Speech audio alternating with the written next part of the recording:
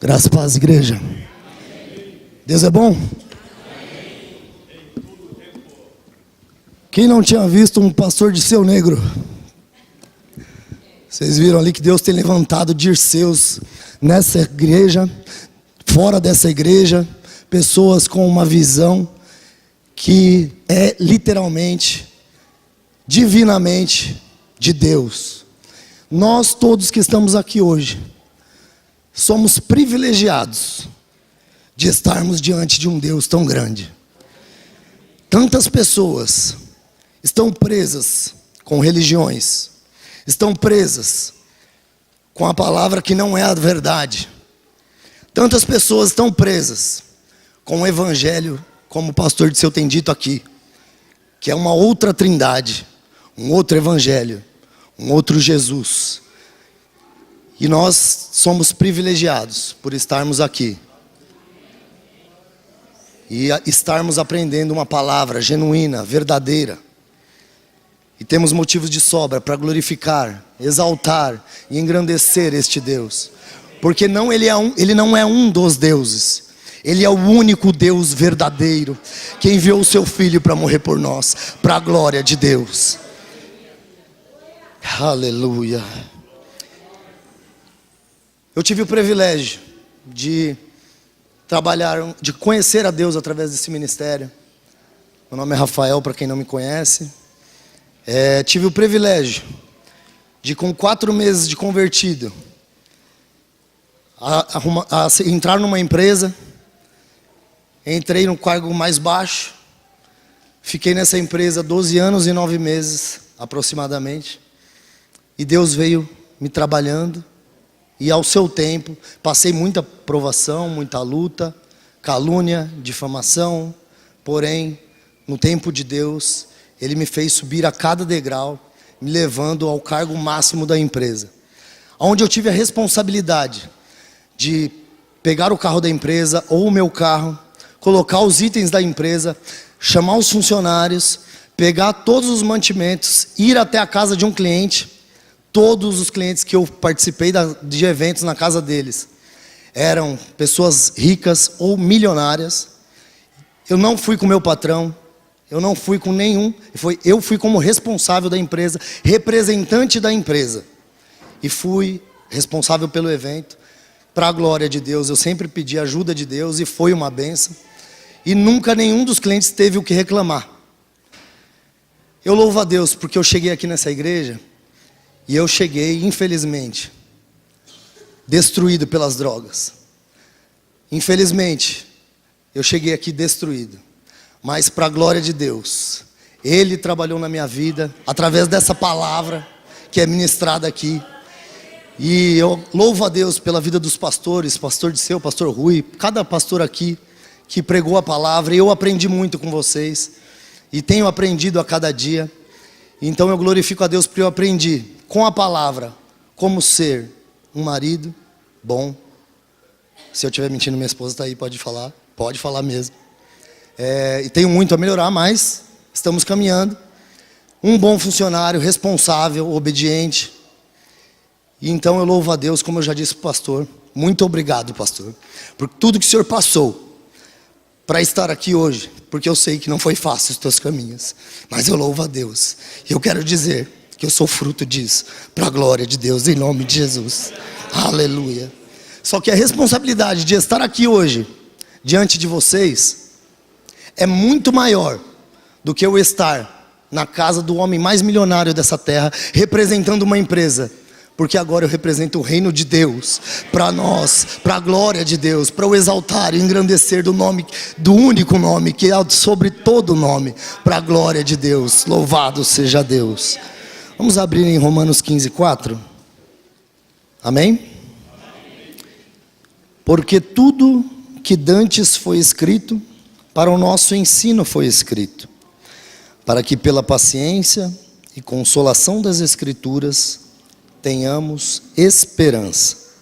Porque tudo que dantes foi escrito, para o nosso ensino foi escrito, para que pela paciência e consolação das Escrituras tenhamos esperança. 2 Timóteo 3,16.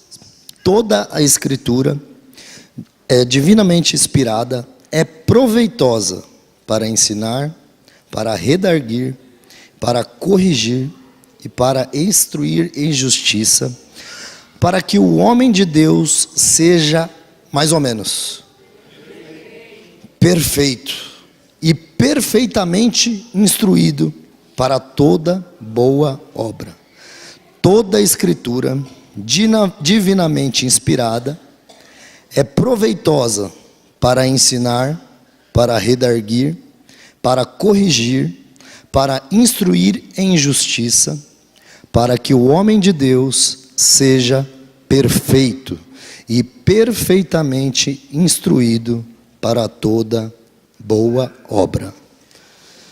Glória a Deus pela palavra que nós temos aprendido aqui, porque como nós temos aqui construtores, pessoas mestres em obra, nós sabemos que a parte principal da casa não é a janela, não é as portas, não é as paredes, não é o acabamento, nem os móveis que lá dentro estão, mas sim o alicerce.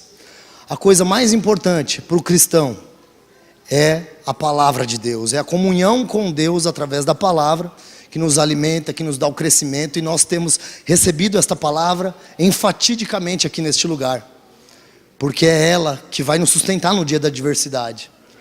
Porque tem dias, virão dias, diz a palavra, que os homens sentirão fome, sentirão sede, e não vai ser de comida nem de bebida, mas de ouvir a palavra de Deus.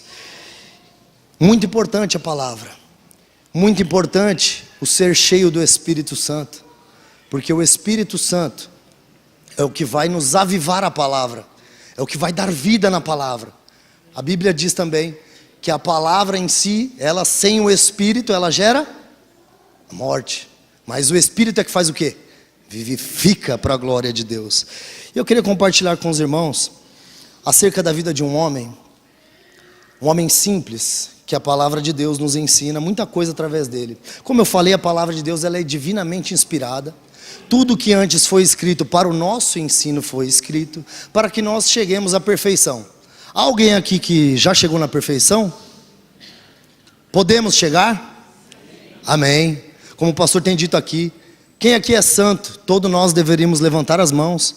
E se não somos ainda, não devemos levantar a mão, mas devemos dobrar os joelhos e pedir para Deus, para que Ele nos capacite a chegar em tal ponto.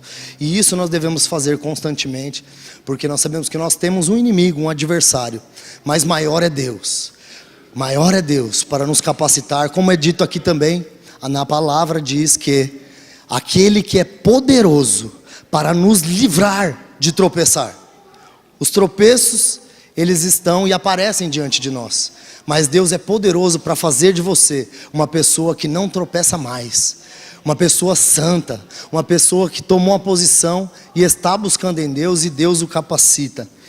E diferente do que às vezes alguns irmãos fazem, nós vamos olhar para a vida deste homem, não para questioná-lo, para denegri-lo, porque como todos os homens e como todos nós, temos defeitos e temos qualidades. Então, da mesma maneira que nós vamos olhar para a vida deste homem, eu te peço que quando olhar para a vida do teu irmão e enxergar um erro, se você for compartilhar com alguém, seja você a pessoa que está recebendo o que essa pessoa está compartilhando com você, ou você quem está falando um erro de uma pessoa dessa, que a sua atitude seja, se você está falando, acabou de falar o erro do irmão, ora com essa pessoa por ele, não ora só para criticar, não, seja ele quem for, seja o irmão mais simples da igreja, seja o pastor, nunca levante a tua língua para falar de um mal ou um erro de uma pessoa, para denegri-lo, porque esta nunca foi e nem será a vontade de Deus. Então assim nós olharemos para a vida de Pedro. E antes de começar a falar sobre a vida de Pedro, eu quero fazer uma reflexão com vocês, de quem era Pedro. Estava Pedro com a sua vida normal, como pescador, como profissional da pesca, e ele era um homem, como a Bíblia diz, nos dá a entender que ele era um homem simples, pescador, talvez e provavelmente ele não tinha muito estudo, tinha talvez um estudo, mas não um estudo avançado. E ele era bem sucedido. Por que ele era bem sucedido? Porque a Bíblia diz que ele tinha um barco de pesca. E o barco de pesca até hoje nunca foi barato. É caro um barco de pesca. E naquele tempo ele tinha já um barco. E ele tinha um sócio, que era Zebedeu e seus filhos. Ele era filho de Jonas e irmão de André. Ele está levando a sua vida. Ele está caminhando, trabalhando, como todos nós. Um dia estávamos trabalhando, vivendo, fazendo as coisas dos dias a dia. Mas um dia ele teve o privilégio que nós também tivemos.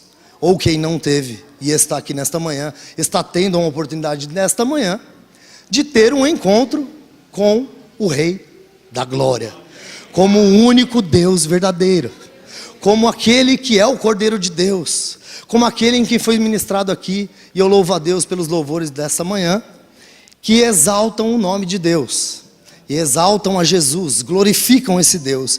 Ele teve o privilégio de encontrar pessoalmente o Filho de Deus. E neste encontro, ele começa então uma jornada, uma caminhada com Jesus, né? Ele era nascido em Betsaida, só que morava em Cafarnaum. E vamos ler o texto aqui de João 1,35.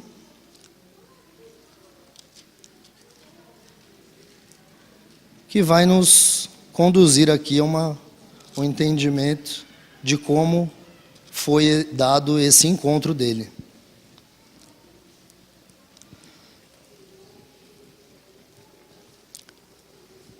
João 35, a partir do 35.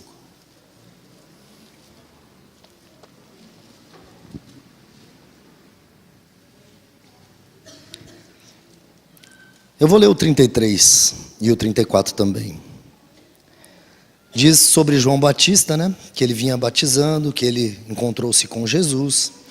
E diz assim: e não conhecia, mas o que me mandou a batizar com água, esse me disse: sobre aquele que vires descer o Espírito, e sobre ele repousar, ele é o que batiza com o Espírito Santo.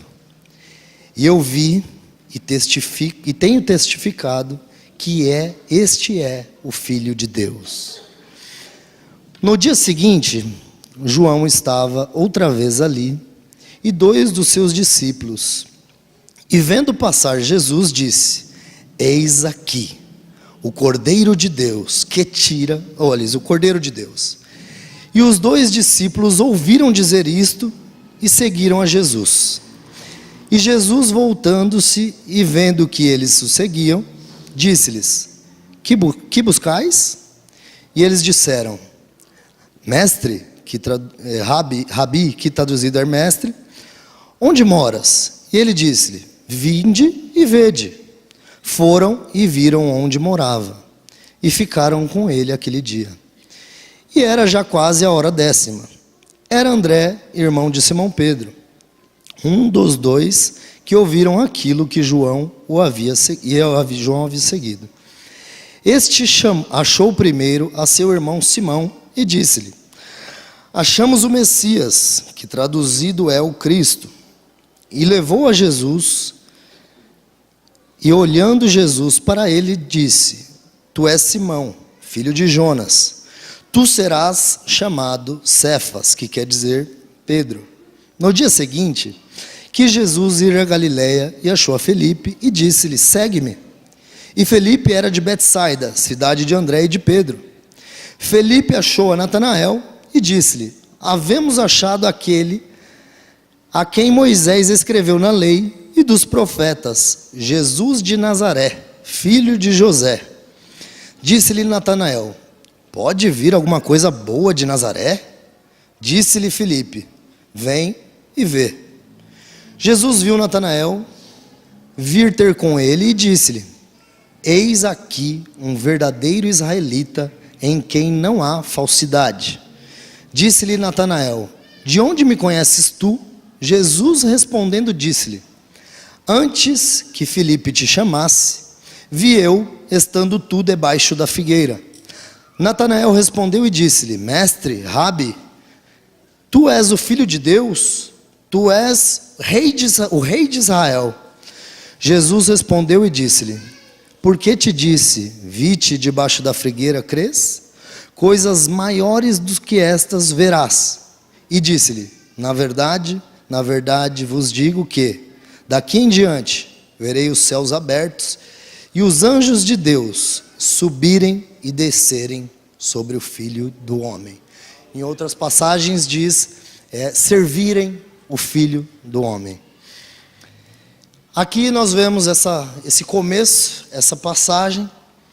Nós no começo aqui vimos ele dizendo que Jesus era o que batizava com o Espírito Santo. Ele no dia seguinte, o André ouve a palavra, leva para Pedro, chega para Pedro e anuncia Jesus para ele. Pedro, diferente de muitos de nós, ouviu a palavra, chegou até Jesus. Jesus falou simplesmente com ele: tu és Simão, mas se chamarás Cefas. E ele larga as suas coisas e começa a seguir Jesus. Outra, lá em Mateus e Lucas, ele diz que Pedro, numa ocasião, estava num barco. Jesus vem, fala para ele: segue-me, e ele larga tudo.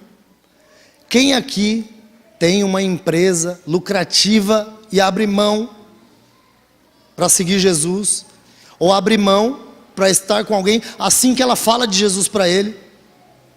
Eu não conheço ninguém. Se há alguém aqui, por favor, levante sua mão. Eu sei de pessoas aqui que deixaram um trabalho bom, mas já conheciam a Jesus e largaram para estar aqui. E talvez para ganhar muito menos, e provavelmente para ganhar muito menos do que ganhava. E glória a Deus por esta vida, porque Deus apenas começou uma boa obra na sua vida, e Ele é poderoso para aperfeiçoá-la até a volta de Jesus, e que Ele te encha poderosamente para a glória de Deus. Mas Pedro recebe uma palavra simples. Pedro simplesmente ouve Jesus dizer que mudou o nome dele, chama para seguir. A Bíblia não dá mais relatos sobre o que Jesus ficou pregando para ele. E ele abre mão e começa a andar com Jesus. Só que ele começa a andar com Jesus e logo à frente, ele não demorou também muito tempo para começar a viver e ver experiências gloriosas da parte de Deus. Ele acaba de receber essa palavra, ele vê Filipe chamar lá, ir lá falar com Natanael. Natanael já despreza Jesus, porque era como se fosse as periferias, ou o lugar de desprezo, Nazaré. E Natanael recebe a palavra, e ele fala: e pode vir alguma coisa boa de Nazaré? E pode, talvez, alguém que mora no Morumbi dizer: e pode vir alguma coisa boa do Parque América? E pode vir alguma coisa boa do Cocaia, Eliana, Grajaú? Pode vir alguma coisa boa de São Carlos? Pode vir alguma coisa boa do Capão Redondo, Jardim Ângela, Jardim Miriam?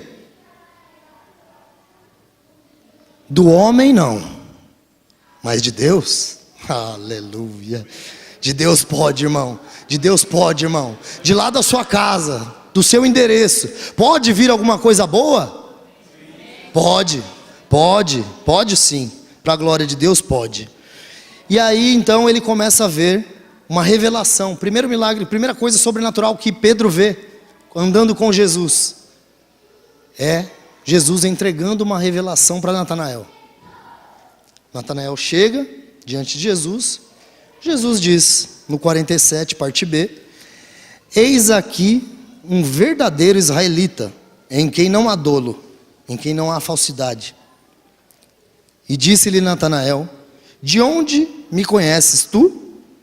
E Jesus respondeu e disse-lhe: antes que Felipe te chamasse, te vi eu estando tu debaixo da figueira. Antes que vocês estivessem aqui hoje, Deus já estava vendo vocês. Antes que vocês nascessem, informe no ventre das vossas mães, Ele já sabia quem era você, como você viveria, como você estaria. E a Bíblia diz que todas as coisas estão nuas e patentes aos olhos com aquele em quem temos de tratar.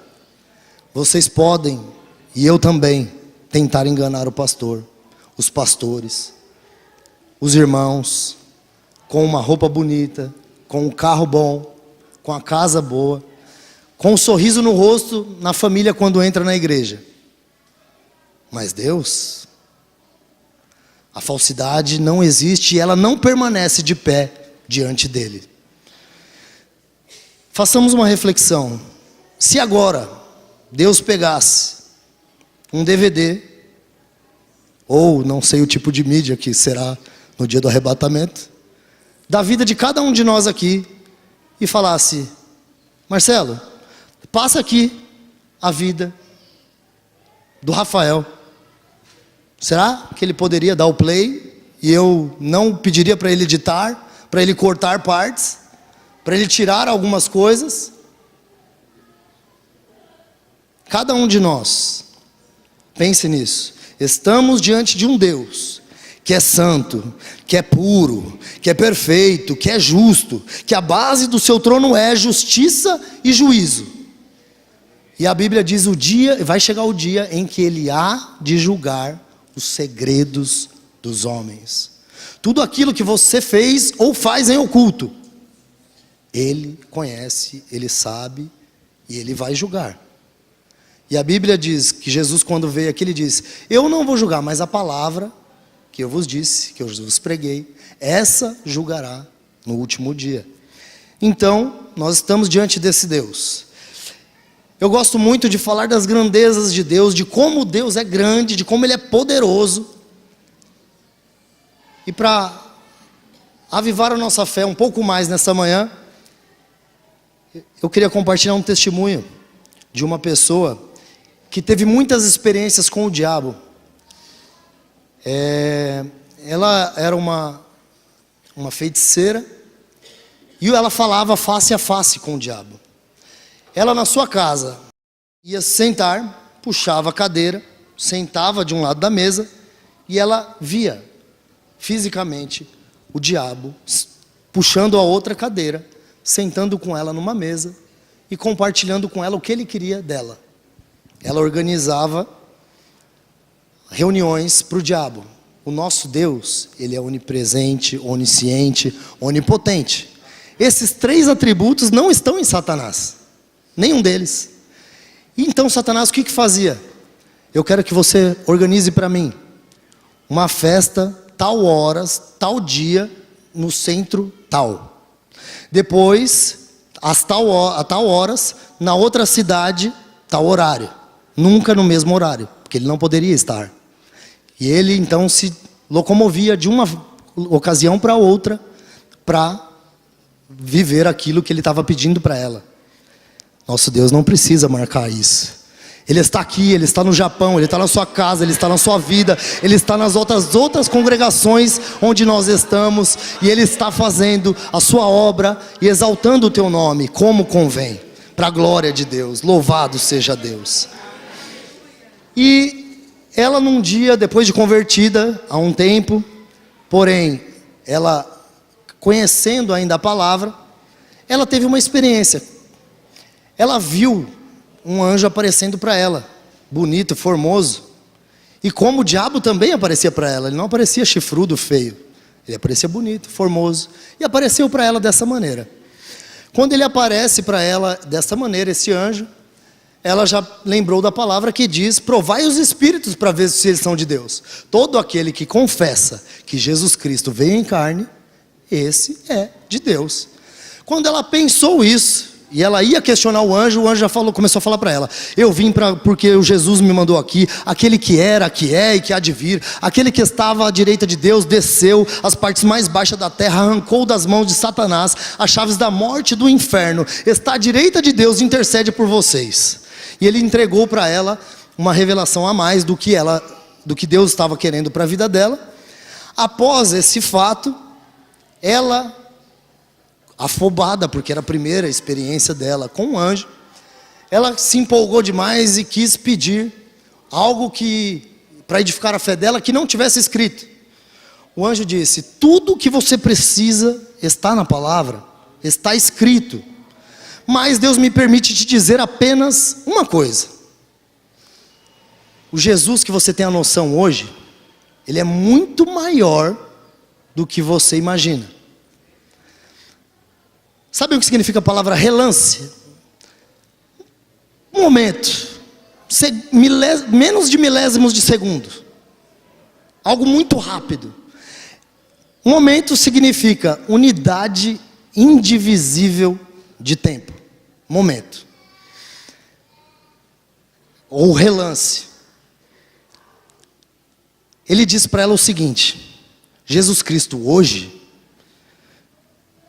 ele não é como você pensava. Jesus Cristo, quando você conheceu ele através da palavra, os homens olhavam, andavam diante dele, viam a ele. No Monte da Transfiguração, o que aconteceu com Jesus? O seu rosto reluzia, suas vestes resplandeciam, a glória de Deus estava abundante na vida dele. Mas ele não tinha voltado para o reino. O anjo diz para ela o seguinte: apenas um relance do sorriso de Jesus hoje iluminaria toda a terra. Louvado seja Deus, glória a Deus. Nosso Jesus é muito maior do que você imagina. Por mais que você conheça a Escritura, por mais que você conheça a palavra de Deus, Jesus é maior, Jesus é maior, Jesus é maior. Aleluia, glória a Deus, louvado seja o Santo Deus.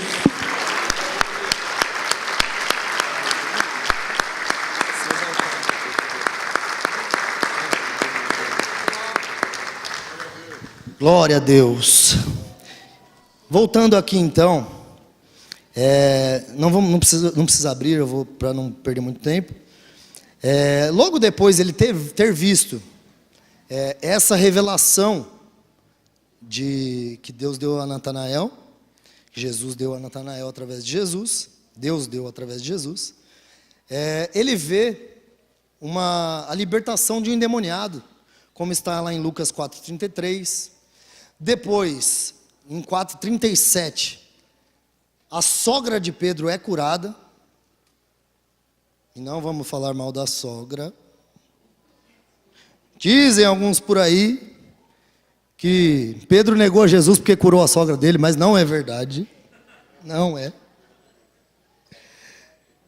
Ele realmente foi usado para a glória de Deus e cessou a febre da sogra de Pedro.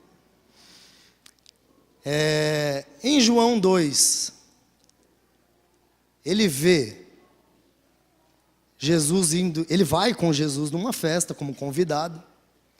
Quando eu e você fazemos festa, quem é o primeiro da lista? Deveria ser Jesus. Antes de eu colocar o nome do primeiro convidado, deveria estar lá, o primeiro é Jesus. Deus Pai, Deus Filho, Deus Espírito Santo, prepara todas as coisas, abençoa, Senhor, faz o teu milagre, faz a tua obra, obrigado pela oportunidade de fazer essa festa. Deveria ser assim, né? Mas ele também foi convidado e foi, e Jesus sempre andava com seus discípulos, chamou os seus discípulos para ir com ele, e foram lá nessa festa. Como nós sabemos, acabou o vinho, chega a mãe de Jesus, fala com ele. Ele não diz: mãe, o que tenho eu contigo? Ele diz: mulher, porque ela também sabia de que ela em si não era mãe de Jesus por livre e espontânea vontade, mas ela foi escolhida para isso, e para a glória de Deus, Jesus estava ali, e ela com fé, chama os empregados da festa e diz para fazer o que Jesus mandasse. Jesus vai lá, transforma as seis talhas, né? Sete talhas de água, que dava aproximadamente 100 litros de água cada. E então ele transforma tudo isso em vinho. E o mestre Sala para a festa, dizendo que 6 talhas, né? Glória a Deus. As 6 talhas, aproximadamente então 600 litros de vinho, Jesus transforma com um momento, com pouquíssimo tempo. numa oração ali, é transformado para a glória de Deus. E aí ele vê esse milagre. E ele começa então a ver grandes coisas da parte de Deus. Pregações de Jesus gloriosas, estando ele aos pés de Jesus. Em João 3, a partir do 16, diz que Deus amou o mundo de tal maneira que deu o seu Filho unigênito, para que todo aquele que nele crê não morra ou não pereça, mas tenha a vida eterna. Porque Deus enviou o seu Filho ao mundo, não para que condenasse o mundo, mas para que o mundo fosse salvo por ele. Quem crê nele não é condenado, mas quem não crê já está condenado, porquanto não crê no nome do unigênito Filho de Deus. E a condenação é esta, que a luz veio ao mundo, e os homens amaram mais as trevas do que a luz, porque as suas obras eram más. Porque todo aquele que faz mal aborrece a luz, e não vem para a luz, para que as suas obras não sejam reprovadas.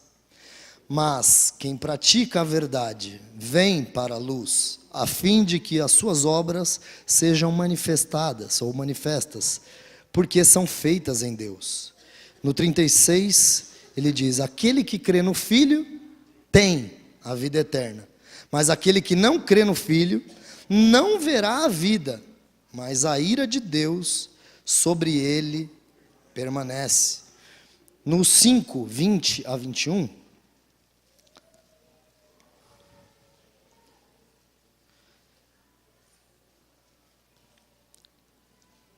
diz: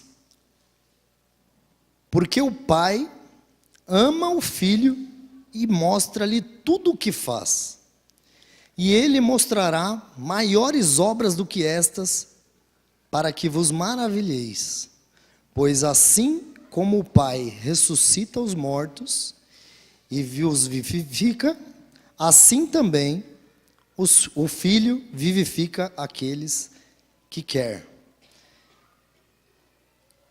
Ele, ouvindo pregações como essa, e vendo os milagres, e vendo as maravilhas, e vendo a manifestação sobrenatural da parte de Deus, começa então a edificar a sua fé, a ser construída a sua fé.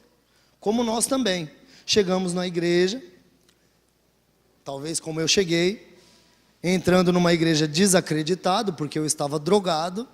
Até o primeiro mês da minha conversão, eu ouvi a palavra drogado, porque um colega meu uma vez me encontrou e ele disse, ele não usava droga e ele queria me ver sair dela. E ele falava para mim assim, toda vez que ele me via, e aí, Rafa, como é que tá? Parou com as drogas? Daí eu falei, não, estou tentando. Daí ele, tô tentando parar? Daí eu falei, não, estou tentando me manter 24 horas drogado. Infelizmente. Mas um dia eu encontro outros amigos e eles perguntam, e aí, Rafa, como é que você está? Daí eu falei, agora estou usando um negócio mais pesado, estou injetando.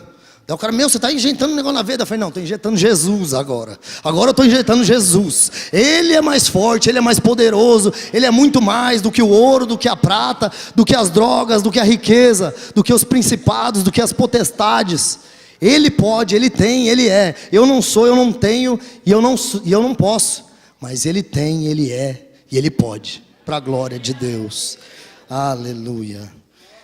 E aí Pedro então, na sua caminhada, ele vendo essas operações da parte de Deus, pregações gloriosas. No 6 ele fala sobre a multiplicação dos pães e peixes. E aí ele passa aqui e vai vindo para o 8:32, ele dá um versículo conhecido de boa parte. Vou ler o 31 também.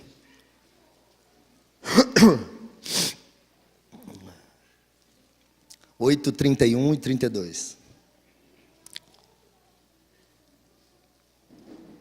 Aleluia. Jesus dizia, pois, aos judeus que criam nele: se vós permaneceres na minha palavra, verdadeiramente sereis os meus discípulos, e conhecereis a verdade, e a verdade vos libertará. Essa palavra é poderosa, para mudar toda e qualquer situação. O nosso Deus, não há limite para Ele. A sua especialidade é aquilo que é impossível aos homens. Tudo aquilo que nós chegamos diante da situação e dizemos, é impossível, Deus diz, essa é a minha especialidade. É aí onde eu posso me manifestar e mostrar para vocês o meu poder. É uma oportunidade de Deus se revelar a você, de Deus edificar a sua fé, fazer com que você cresça espiritualmente e alcance as promessas. Por exemplo, todos aqueles que têm filhos, agora eu estou aprendendo que o seu filho, quando pequeno, ele não pode ficar sozinho. Ele precisa de cuidadores. E o tempo todo. Porque se bobeou, enquanto ele é criança, ele precisa ser trocado, ele precisa ser alimentado e cuidado o tempo todo, porque ele não se cuida sozinho. Depois, quando ele começa a crescer um pouquinho, está na fase da minha, você não pode descuidar um minuto, senão ela está com faca na mão, ela está com agulha, ela está com tesoura, e ela vai se machucar. Deus começa, então, aqui com os discípulos, e também com Pedro, cuidar de uma forma detalhista, com muito cuidado, porque ele era novo convertido, ele era um bebê espiritual. Então ele vai trabalhando ali, como ele também tem feito nas nossas vidas, né?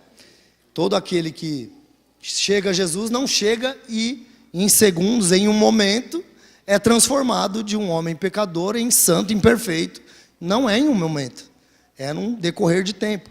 E nós muitas vezes nos precipitamos ao conhecer a palavra e ao ler a palavra no sentido de que nós lemos um texto e fala que alguém estava numa situação e ele lê alguns versículos e já está dizendo que ele já estava na bênção. Então nós acostumamos e achamos que o nosso Deus é como os restaurantes fast food. Imediatista, exatamente. Vou pedir hoje e amanhã ele já vai me dar. Eu vou pedir agora, se ele não me der à noite, quer dizer que ele não quer saber daquilo que eu pedi. E o nosso Deus, ele não trabalha na nossa dimensão de tempo. O tempo de Deus não é o nosso. O jeito de Deus agir não é o nosso. Porém, ele é perfeito. Minha filha às vezes pede para mim, quer ver alguma coisa que ela quer. Por exemplo, esses dias eu estava com uma panela muito quente, fazendo uma carne, ela no meu colo e ela lá, quer, querendo pegar na panela. Eu, sendo um pouco mais experiente que ela, falei, você não pode tocar aí que você vai se machucar. Deus é a mesma coisa. Às vezes nós pedimos coisas para Deus, às vezes coisas que são boas. Por exemplo, o dinheiro é ruim. O dinheiro em si, ele não tem poder para ser bom ou ruim. Eu e você sim. O que nós vamos fazer com ele é o que vai nos dizer se nós vamos usar eles para o bem ou para o mal. Infelizmente, a grande maioria que conheceu o dinheiro antes de Jesus se perde. E dificilmente vem para Jesus. Por quê? Ele tem muitas coisas para comprar, muitos lugares para conhecer, muitas coisas para viver que o dinheiro proporciona, o conforto. E Jesus começa, quando você se achega a Ele, Ele faz como fez com Pedro. Larga tudo, me segue, muda de vida, muda isso, muda aquilo, porque é necessário, porque nós estamos vivendo errado, e Ele sendo Deus, Ele sendo perfeito, Ele sendo um Pai espiritual, Ele sabe que a nossa vida vai nos levar a um lugar que não é bom. Como eu sabia que minha filha ia se queimar. Ele também começa a trabalhar nas nossas vidas. E ele começa a mostrar para Pedro o que Pedro precisava mudar, o que Pedro precisava aprender, porque ele lá na frente seria um grande homem de Deus, que ele seria usado poderosamente por Deus, e Deus também, olhando para nós aqui hoje, sabe do potencial e do que Ele quer fazer com você. Para alguns aqui, não sei se para a maioria, mas gostaria eu que fosse a maioria, já soubessem o que Deus quer para você. O que Deus tem para você, qual que é o seu chamado. Nós sabemos que algumas coisas é para todos. Pregar a Jesus é para alguns? Todos nós temos que pregar a Jesus. Às vezes com palavras, às vezes sem palavras. Muitas pessoas que criam uma certa expectativa ou curiosidade de saber quem é Jesus, pelo que você falou para eles, eles querem saber quem é esse Jesus lá na sua casa. Eles querem saber como é que Jesus é na sua vida. Se você fala de Jesus, você tem que viver e você tem que mostrar para aquela pessoa que Jesus é bom no seu dia a dia com a sua vida. Esses dias, infelizmente, eu estava com um jovem, ele falou para mim o seguinte: eu tenho uma grande dificuldade de estar com meu pai. Ele é um jovem sábio, inteligente, só não porque a Bíblia diz que o princípio da sabedoria é o temor do Senhor. E ele tem o temor, mas ele não está servindo o Senhor ainda. Mas ele diz que a dificuldade dele de estar com o pai dele é a seguinte: o pai dele é cristão há muito tempo, fala muito, e muitas vezes quando ele está com o pai dele começa a falar das coisas de Deus e ele fixa os olhos nos olhos do pai e ouve a palavra. Só que quando ele quer comentar algo ou expressar o que ele entende, o pai dele já começa inquieto a chacoalhar a sua cabeça e não prestar atenção no que ele está falando, não dá a mesma atenção que ele dá quando o pai fala. Então, aquilo já criou um bloqueio, uma barreira. E que não seja assim na vida de cada um dos irmãos aqui. Quando estivermos na casa dos nossos parentes, na casa daqueles que não conhecem a Jesus, que nós conhecemos, ou na ida, na volta do trabalho, ou quando você vai num culto caseiro, você chega na casa de uma pessoa que é recém-convertida ou nem se converteu ainda, é muito mais importante você ouvir o que ela tem para te dizer, porque é ali que você vai entender aonde está o problema dele, para você poder entrar com a palavra. E aí é onde você tem que também estar como 2 Timóteo 2,15, que diz que nós devemos procurar apresentar a Deus aprovado, como obreiro que não tem do que se envergonhar e que maneja bem a palavra da verdade. Então, na hora que esta pessoa se expor, que ela abrir o seu coração, que ela falar isso para você, você vai ter um diagnóstico espiritual para poder trazer a receita para ela, para trazer uma palavra com temperança, uma palavra que venha realmente edificar aquela vida. E então isso começa a ser as instruções que Deus vem passando para os discípulos e também para Pedro. Aí nós vemos aqui ele falar algumas coisas em Lucas 6:21, sobre doutrina, sobre aprendizado, sobre como nos devemos nos portar. Ele diz aqui, Lucas 6, a partir do 21. Bem-aventurados vós, que agora tendes fome, porque sereis fartos. Bem-aventurados vós, que agora chorais, porque é a vez de rir. Bem-aventurados sereis, quando os homens vos aborrecerem, e quando vos separarem, e vos injuriarem, e rejeitarem o vosso nome como mal, por causa do Filho do Homem. Folgai nesse dia, exultai, porque eis que é grande o vosso galardão no céu. Pois assim faziam com seus pais aos profetas. Mas ai de vós ricos, porque já tendes a vossa consolação. Ai de vós, os que estáis fartos, porque tereis fome. Ai de vós, os que agora rirdes, porque vos lamentareis e chorareis. Ai de vós, quando todos os homens disserem de vós bem, porque assim faziam seus pais aos falsos profetas. Mas a vós que ouvis digo, amai vossos inimigos, Fazei bem aos que vos aborrecem. Eu vou parar por aqui, mas ele continua dando outras instruções. E ele vem ali falando sobre quem eram os bem-aventurados, quem seríamos nós, como nós identificaríamos que Deus está trabalhando na nossa vida. Muitas das vezes somos caluniados e choramos e buscamos a Deus e ficamos desesperados. Só que isso só deve acontecer se nós estivermos fazendo errado. Se nós estivermos fazendo o que é certo, o que é a vontade de Deus, e as pessoas no nosso trabalho, na nossa casa, no trânsito, na rua, ou onde estivermos, xingarem, te agredirem com palavras, ou fisicamente, ou danificarem os seus bens, ou tomarem o que é teu, porque você está fazendo o que é certo, exultai, alegrai-vos. Tenha certeza que isso aconteceu com os nossos irmãos no passado. Como não aconteceria com a gente?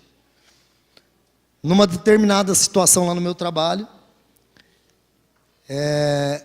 eu vi isso acontecer nitidamente. Eu estava aproximadamente há 1 ano no trabalho, e eu vi uma pessoa que era caixa lá, se levantar terrivelmente, com ira, com ódio. Era um restaurante, o salão cheio de clientes. Um garçom errou uma conta e cobrou a menos, e esse prejuízo ia ter que ser cobrado dele. E ele falou que fui eu, provavelmente, na minha dedução. Ela me chamou na frente dos clientes e esculhambou. E xingou, e falou, e reclamou, e você vai pagar, e não sei o quê. Eu louvo a Deus, porque nós vivemos numa nova aliança, e nós temos o Espírito Santo 24 horas em nós.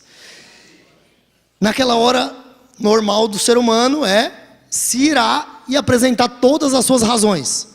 Me prova que fui eu, não estava desse lado. Eu tinha inúmeras provas para mostrar para ela que não era eu, porque era dividido por, a gente chamava de praça. Um lado quem atendia era fulano e fulano, o outro era fulano e fulano. Isso aconteceu do outro lado, eu não estava lá, e tinha como provar. Naquela hora subiu uma ira, só que a Bíblia diz que quando sobe a ira, diz: irai-vos e não pequeis. Quando eu pensei em falar, o Espírito Santo me vem com essa palavra. E ele vem de uma forma poderosa, dizendo: exultai e alegrai-vos. Estão falando mal de você, estão denegrindo você, estão falando isso de você, e você não fez, você sabe que você não fez, sua consciência está limpa disso. Se alegra, foi assim com os irmãos no passado, vai ser assim com você. E eu, na mesma hora, para a glória de Deus, recebi um refrigério tão grande da parte de Deus, que eu apenas dei um sorriso para ela e me retirei. Com o tempo, a verdade veio à tona e ela conheceu, mas por orgulho não pediu perdão. Não mostrou arrependimento do que tinha feito, sabendo que estava errada. Eu também não questionei e não fiz questão. Apenas continuei com a minha alegria e com o meu gozo no Espírito, porque essa é a vida que Deus tem para nós. É a prosperidade verdadeira, é alegria, é gozo, é paz no Espírito Santo, para a glória de Deus. E isso não tem dinheiro que pague, não tem ser humano que possa te dar. Não tem ser humano que possa comprar com o seu dinheiro essa paz, essa alegria, esse prazer de viver. E mais para frente aqui, Deus começa, então, Jesus, a ver algumas qualidades de Pedro também, a ver coisas boas que Pedro fazia e falava, né? Não precisa abrir, mas em Lucas 7,43, eu vou só citar, ele pergunta quem é, pergunta para os discípulos lá, quem é mais grato, quem que realmente busca mais a Deus, quem que realmente vai fazer mais coisas por Deus. Aí Pedro diz que a quem muito é perdoado, muito é grato. Então Pedro toma a palavra e diz isso, quem muito, eu entendo que é quem realmente mais foi perdoado. E, infelizmente, alguns de nós que nascemos, não é o meu caso, mas que nasceu num berço evangélico, eu quero dizer que você tem algo bom e algo negativo ao teu favor. Mas eu quero te ajudar, no que eu puder, a dizer o que você deveria fazer. Quando você nasce num berço evangélico, muitas das vezes, você tem a curiosidade de conhecer o mundo. Você ouve pregações de pessoas que estiveram no mundo, que estiveram no pecado, que viveram e viram coisas terríveis, e você tem a tendência de imaginar que o mundo, o diabo, não é tão real assim, que o mundo não é tão ruim como dizem. Eu digo mundo no sentido de não viver com Deus, de estar no mundo sem Deus, de não conhecer a Jesus e não ter vida com Deus. Então, muitas vezes essas pessoas têm essa tendência. Já aqueles que às vezes passam o que eu passei, elas têm uma tendência diferente. Por quê? Porque elas já vieram do sofrimento. Elas já sabem como que é viver sem Jesus. Elas já sabem que o preço do pecado é muito alto. E que muitas das vezes o diabo te leva a fazer e a viver coisas terríveis. E o que nasceu no berço, a vantagem dele é que ele é guardado o tempo todo, porque o seu pai, quando um verdadeiro cristão, ele intercede por você, às vezes, como eu também tive a oportunidade de fazer com a minha filha. Quando Deus revelou para minha esposa, numa situação, ela estava muito triste, de que ela não estava conseguindo engravidar.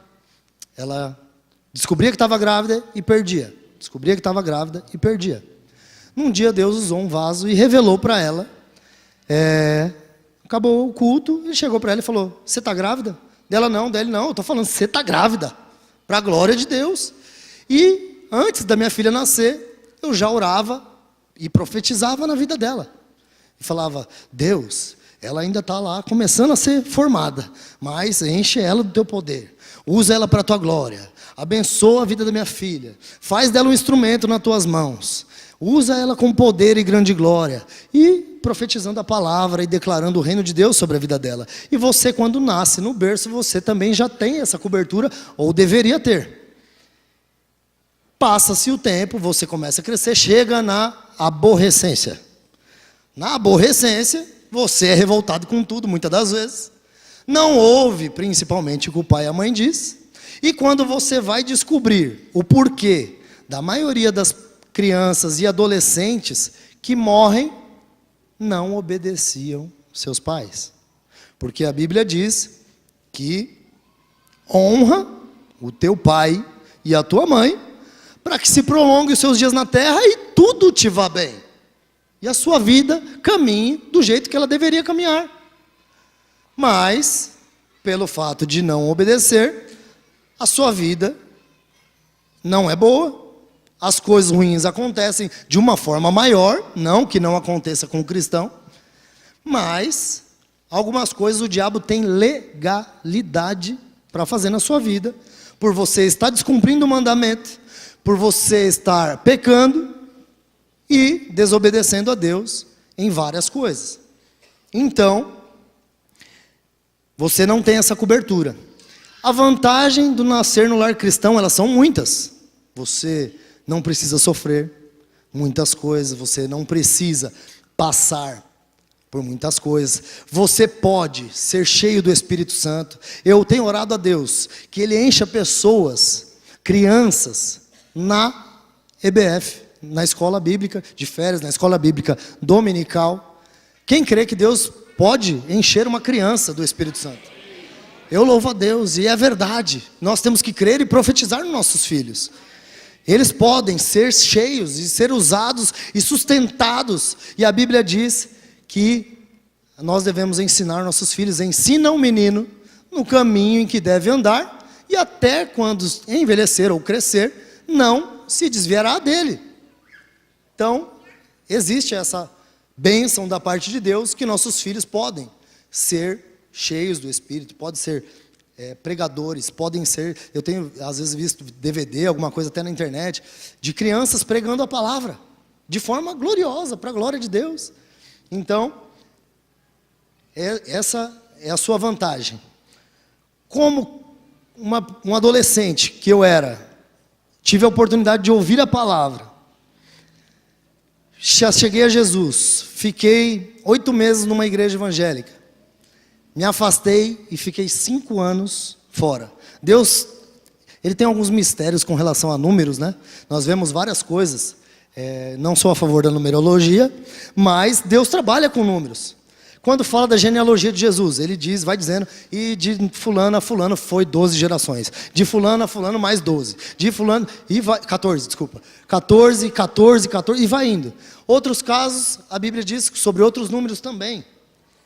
No meu caso, Deus, com 5 anos de afastado, eu passei, como dizem por aí, o pão que o diabo amassou. Realmente eu sofri bastante nas mãos do diabo. Afundei nas drogas, comecei com bebida, fui para as drogas e me afundei nelas. No ápice das drogas, eu estava usando, para generalizar, boa parte delas junto de uma vez. E era isso que eu queria, era usar quase tudo, todas elas juntas. E era isso que satisfazia a minha alma por alguns segundos, ou por alguns minutos, ou por algumas horas. Mas, como todos, quando chega no seu travesseiro, quando chega no seu quarto, cadê a paz? Porque a Bíblia diz, muita paz tem os que amam a tua palavra. Só quem tem experiências com Deus, quem tem vida com Deus, quem tem comunhão com a palavra, com oração, com leitura da palavra, com jejum ou com outras coisas, que são de Deus, esses têm paz, os outros não têm paz. Então eu também não tinha paz, ao ponto de, num determinado momento, o diabo se manifestar, na hora que eu estava usando droga, com o braço deslocado, que eu tinha pegado uma bicicleta emprestado, e caí com a bicicleta e meu braço deslocou, eu fui no hospital, colocaram o braço no lugar, eu vou numa bocada de madrugada, descendo lá com a mão por dentro da camisa, porque o braço estava enfaixado. Os traficantes quase me matam, porque viram eu descendo a escadaria com a mão para dentro, pensaram que era alguém tentando sacar uma arma. De longe já começaram a falar para mim, meu, levanta essa blusa aí, mostra a mão aí, senão ela vai te furar todinho, não sei o quê. E eu, calma, sou eu, não sei o quê, tal. Tira essa blusa, levanta. Calma aí então, levantei, mostrei, cheguei lá, me falaram um monte, beleza, peguei a droga e fui para casa. Cheguei em casa, estou lá, no porão da minha casa, misturando as drogas para usar, e comecei a usar. Usei, dava 2 cigarros. Usei o primeiro, quando estava começando a usar o segundo, o diabo baixou no meu porão da minha casa. E falou para mim assim, vai lá, para pensar na sua vida. Você tinha moto grande, que era o seu sonho, você tinha roupa boa, você tinha corrente de ouro, você tinha óculos de não sei o quê, coisas caras. O que você tem hoje? Você não tem nada, você perdeu tudo. Para o mundo diz o que o ditado? Você vale o que você tem. Se você não tem nada, o que você vale? Para o mundo nada. Mas para ele, ele que pôs a excelência do seu poder num vaso de barro, o vaso é de barro, o vaso não vale muita coisa, ou nada, mas o que está aí dentro, vale muito para Deus. E o diabo diz, vai lá, cata aquela arma que você vendeu para fulano, enfia na sua boca e dá um tiro, e acaba com tudo, e está tudo certo, acabou os seus problemas. Eu peguei, terminei de usar a droga, briguei com o sono, deitei na cama, falei, não vou fazer isso, comecei a brigar com o travesseiro, consegui dormir. Acordei no outro dia e falei, eu preciso voltar para Jesus. Eu preciso voltar para esse Deus, porque se eu não voltar para esse Deus agora, o negócio vai ficar estreito e eu vou morrer. E usando droga fiquei esse tempo, 1 mês e pouco. O que eu quero dizer para você, ou para que você diga para os seus filhos, com as suas experiências e com a experiência dos outros Ele não precisa sair da glória, da presença de Deus, da bênção de Deus, para conhecer o mundo. Por quê? Uma das coisas que marca a diferença entre o inteligente e o sábio é o seguinte: o inteligente, ele precisa errar várias vezes para aprender, mas ele aprende e ele para de praticar os erros e ele cresce.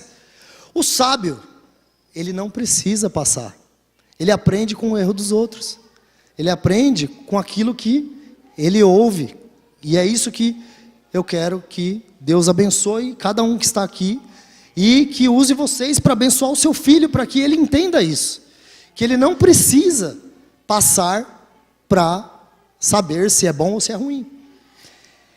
E mais à frente, nós vemos aqui alguns erros também de Pedro, que ele também, como nós, também errava. Também só vou citar, mas João 3, 36 a 38, Pedro diz que ele iria com Jesus até a morte, se fosse o caso. Jesus falando essas coisas, ele vendo esses milagres e tudo, ele ficou agitado, falou: não, eu sou duro mesmo, eu sou batuta, eu sou lá do norte lá, eu sou porreta, eu vou com você. Não, pode acontecer, ó, esses daí, tudo aí, ó, esses 11 aí, podem negar você, mas eu não nego. Eu vou e nós vamos se esborrachar todinho se for o caso, mas eu vou. Só que ele estava afobado, ele estava na emoção, ele estava realmente agitado com as coisas, e ele achou que ele iria, mas nós sabemos que a verdade não foi bem assim, né? Que ele acabou errando no que ele disse, mas Deus é misericordioso, Deus nos ama, e Ele conhece todos os nossos defeitos e limitações. Vamos abrir em João 15. Jesus estava aqui dando instruções, e Ele vem aqui e avisa sobre o Consolador. Ele diz: mas quando vier o Consolador, que eu da parte do Pai vos hei de enviar, aquele Espírito da verdade, que procede do Pai, Ele testificará de mim, e vós também testificareis, pois estivestes comigo desde o princípio. Nós vimos Jesus operando grandes milagres através da palavra. Pedro viu pessoalmente muito desses milagres acontecendo. Nós também vimos. Alguém aqui nunca viu nada da parte de Deus? Alguém aqui nunca viu uma conversão, nunca viu um milagre, uma cura, ou algum testemunho de alguém acerca desses milagres na sua vida ou na de parentes seus? Alguém aqui? Levante sua mão. Se nunca viu nada da parte de Deus, nunca viu um milagre de Deus e nem ouviu falar em alguém que você conhece. Alguém? Eu acredito que não também, para a glória de Deus. Porque o nosso Deus não muda. Nosso Deus continua sendo o mesmo, ontem, hoje e eternamente. E Ele faz milagres ainda, Ele faz. Pedro aqui e os discípulos recebem esse anúncio de Jesus: mas vocês vão ser renovados, vocês vão ser avivados, vocês vão entender tudo que eu tenho falado para vocês, porque o Consolador, eu vou ter que ir embora, mas o Consolador vai estar com vocês, e Ele vai testificar, Ele vai ensinar, Ele vai vivificar a palavra na vida de vocês. Pedro ouve isso, depois, em João 18, no versículo 10, ele, ouvindo e vendo coisas milagrosas, mas ainda sendo porreta, valente, bravo, ele vem e arranca a orelha do soldado, manifestando que: não, eu disse para Jesus que eu ia com ele até a morte, agora esse cara está querendo matar ele, eu sou valente, eu falei que eu era. Sacou da espada e tome na orelha de Malco. Jesus coloca ela de volta, cola a orelha dele no lugar de volta. Senão talvez nós veríamos 4 cruzes lá no Calvário, não seria só 3. Talvez Malco ia dizer: não, vai crucificar isso também, porque ele arrancou minha orelha. Mas Jesus dá um livramento para Pedro e a cura de Malco.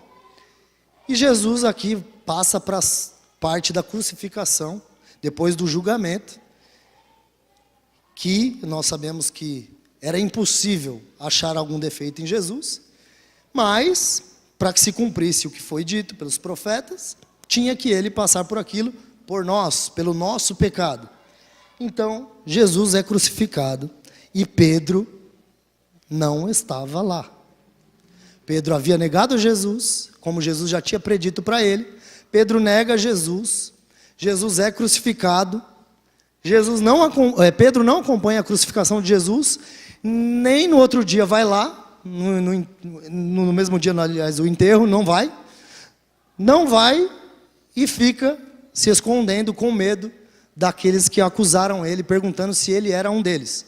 E a perseguição que estava tendo contra os discípulos, que iria vir após isso, ele com medo se recolheu, se escondeu. E nesses dias devem ter sido dias terríveis para ele.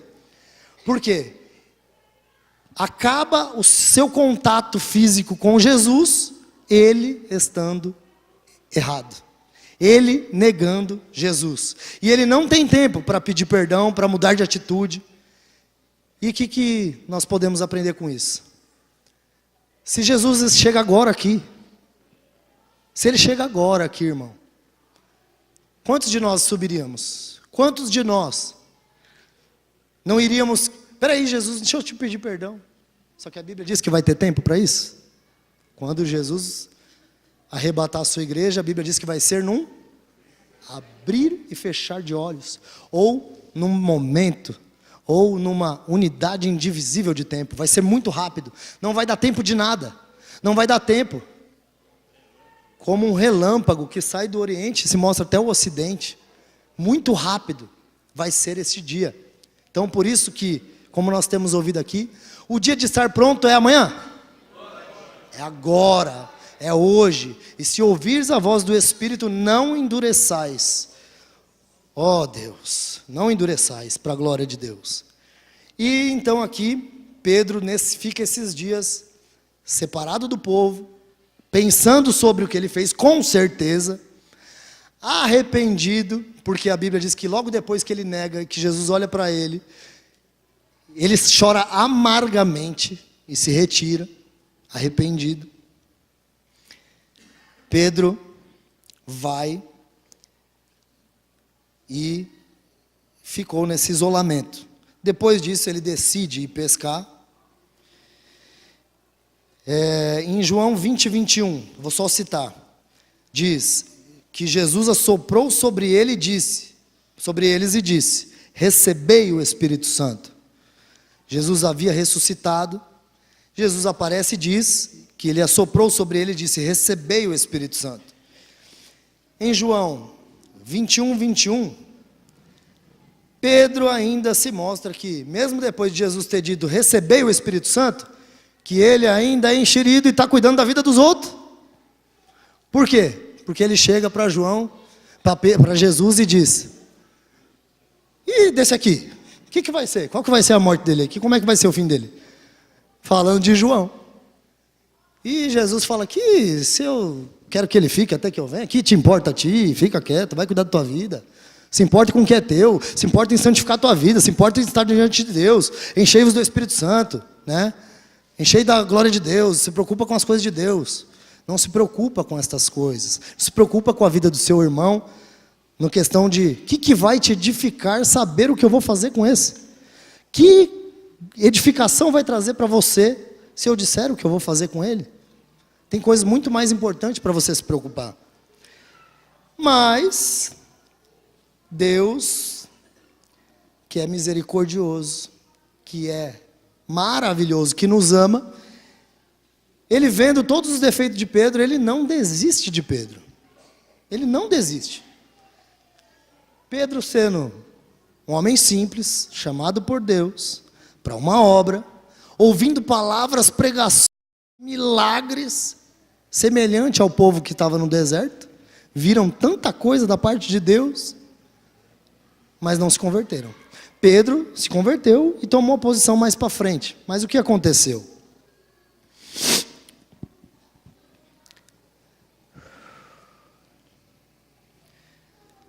Aí, em seguida, nós vemos Atos 2. Atos 2, a partir do 1, ele relata como foi a descida do Espírito Santo. Eles estavam reunidos no dia da festa de Pentecostes, em um lugar. a porta fechada, desce o Espírito Santo, eles vêm repartido como que línguas de fogo em cima de cada um deles, e eles começam a falar em línguas, a profetizar. E aqui, no 14, a primeira pregação de Pedro, depois de receber o Espírito Santo. Lá atrás, na missão dos discípulos que Jesus deu, aos 70, eles saíram para pregar a palavra e eles viram milagres. Eles não viram os demônios sendo expulsos, tal, não sei o quê. Eles chegaram felizes falando para Jesus: Jesus, pelo teu nome até os demônios se não sujeitam. E Jesus diz para ele: alegrai-vos antes, por estar escrito o vosso nome no reino de Deus, está escrito nos céus. Eles já estavam vivendo. Aos nossos olhos, talvez aos olhos nossos como homem, do pastor, de mim, de cada um dos irmãos, se um dos irmãos hoje tiver numa visita com a gente e ele for usado para expulsar um demônio, você já vai pensar: nossa, como esse irmão é crente, glória a Deus, esse irmão está uma bênção. Só que até essa descida do Espírito Santo, até ele ser cheio do Espírito Santo, ele tinha falhas, ele tinha erros, ele tinha... Por favor, pastor. Jesus revela um diálogo que Satanás teve com ele, que Jesus fala aqui em Lucas 22, 31, assim: diz também o Senhor: Simão, Simão, eis que Satanás vos pediu para vos cirandar como trigo. Mas eu roguei por ti para que a tua fé não desfaleça. E tu, quando te converteres, confirma teus irmãos. Glória a Deus. Ele se converte antes, mas até o momento em que ele foi cheio do Espírito Santo, você via falhas nele, você via erros nele. Ele se converte, ele na verdade, melhor do que nós, com a palavra simples, já largou tudo e começou a andar com Jesus. Mas num determinado momento acontece essa obra maravilhosa, que só o Espírito para realmente trazer à tona no nosso coração, no nosso espírito. E aí diz aqui que houve essa pregação de Pedro, né? Foi uma pregação extensa, né? Ele vem trazendo aqui uma palavra gloriosa da parte de Deus, uma revelação maravilhosa. Eu não vou ler, na verdade, do 14 ao 36, mas depois você pode ler na sua casa. E no 37 diz as primeiras conversões. E ouvindo eles isto, compungiram-se em seu coração e perguntaram a Pedro e os demais apóstolos: que faremos, varões irmãos? E disse-lhe Pedro: arrependei-vos e cada um de vós seja batizado em nome de Jesus Cristo para perdão dos vossos pecados, e recebereis o dom do Espírito Santo, porque a promessa vos diz respeito a vós e os vossos filhos, e a todos que estão longe, e a todos quantos o Senhor, nosso Senhor, chamar. E com muitas outras palavras disso testificava e exortava dizendo: salvai-vos dessa geração perversa. E a Bíblia diz que nesse dia aqui foi quase 3.000 almas que se converteram, na primeira pregação de Pedro. E daqui, o 41, de sorte que foram batizados os que de bom grado receberam a sua palavra naquele dia, e agregaram-se quase 3.000 almas. Glória a Deus. E daqui para frente, eu não vi. Se algum irmão que tem mais conhecimento da palavra do que eu puder me ajudar, eu não vi, depois dessa descida do Espírito Santo, depois de Pedro ser cheio, depois do dia de Pentecostes, eu não achei mais nenhum erro de Pedro sendo mencionado. Eu não vi mais nenhum.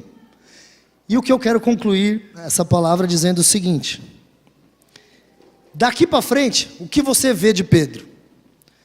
Vou falar rápido para não tomar tempo. Algumas coisas que Pedro, depois da descida do Espírito Santo, foi usado por Deus para fazer.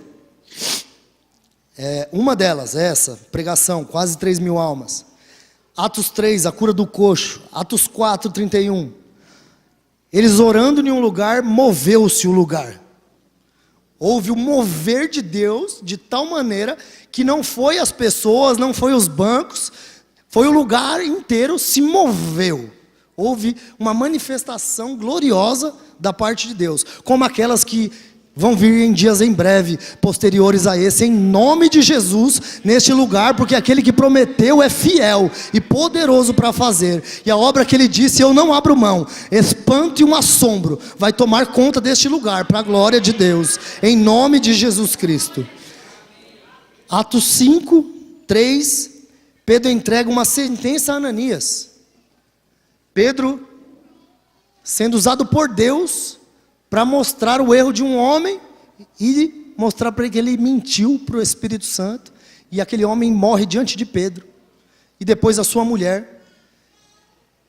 E mais para frente você vai vendo várias curas, milagres, coisas gloriosas no ministério de Pedro. O que eu quero concluir é dizendo o seguinte: não importa as nossas falhas, não importa o quanto nós somos limitados diante de Deus, não importa o quanto você se sinta pequeno, o quanto você diga, eu não tenho estudo, eu não tenho sabedoria, eu não tenho dinheiro, eu não tenho entendimento, Senhor, eu não posso, Senhor, eu olhando para mim, eu não vejo nada para que o Senhor possa cumprir aquilo que o Senhor já me prometeu. Eu quero te dizer que se o Espírito Santo, se for a obra de Deus para a tua vida, não importa o que Ele disse que vai fazer de você, Ele tem o poder para fazer, Ele vai fazer, porque Ele não é homem para que minta, nem filho do homem para que se arrependa, para que volte atrás, ou para que não faça o que Ele prometeu. E eu vou pedir para os irmãos do louvor estarem ministrando um cântico aqui. Eu não vou fazer apelo, eu não vou chamar você à frente. Se você enxerga as suas limitações, se você entende que você, como Pedro, tem seus defeitos ainda, se você tem dúvida se o Espírito Santo já te encheu, você já até às vezes já foi usado para libertar alguém, para curar alguém, para fazer algo da parte de Deus, mas você não tem certeza se você está cheio da plenitude do Espírito, se você quer esse derramar, esse encher do Espírito Santo na tua vida, de uma forma maior, se você quer ser renovado da parte de Deus, Ele não precisa mais do que um momento para fazer isso. Ele não precisa. Ele precisa do quê? De um coração puro, quebrantado, contrito. Se você tem máscara, se você tem coisas que não poderia passar no DVD, aqui no telão, eu quero que você faça o quê? Quem são os pastores que nós temos aqui no nosso meio agora? Levante a mão, por favor. Então, igreja, vocês estão vendo alguns pastores. Você, na hora que tiver, durante esse louvor, terminado o louvor, eu encerro a minha parte. Eu não tomo mais a palavra. Mas, eu quero que você faça o quê? Durante o louvor. Você pode abraçar um dos pastores, ou algum irmão, se você sentir mais liberdade com o irmão que está próximo de você. E você, peça para ele orar por você. Peça para Ele interceder diante de Deus por você, para que Deus faça o que Ele prometeu, faça você entender que as suas limitações não são maiores que o teu Deus. Uma coisa é certa, Ele não desistiu e não desiste de você. Ele só desistirá de você no dia que você morrer. Então, se você não quiser ouvir a palavra, endurecer a sua cerviz, endurecer o seu coração e não receber a palavra, você está correndo um grande risco. Um grande risco porque nós não temos garantia do amanhã. Eu não tenho garantia que eu vou estar no culto da noite aqui. Eu não posso dizer, com certeza eu estarei à noite aqui. Porque nós dependemos de Deus. Porque é Ele que sabe de todas as coisas, é Ele que pode, é Ele que tem, é Ele que é. Ele é o dono do ouro e da prata, Ele criou todas as coisas. Mas O meu desejo, e com certeza o desejo de Deus, é que você tome a posição hoje, para a glória de Deus. Então vamos ficar em pé, e que Deus use a vida dos irmãos aqui no louvor, e você refletindo sobre esse louvor, você possa tomar essa atitude, ou de vir até aqui à frente a um dos pastores, ou de abraçar o seu irmão aí, e receber da parte de Deus, para a glória de Deus, em nome de Jesus.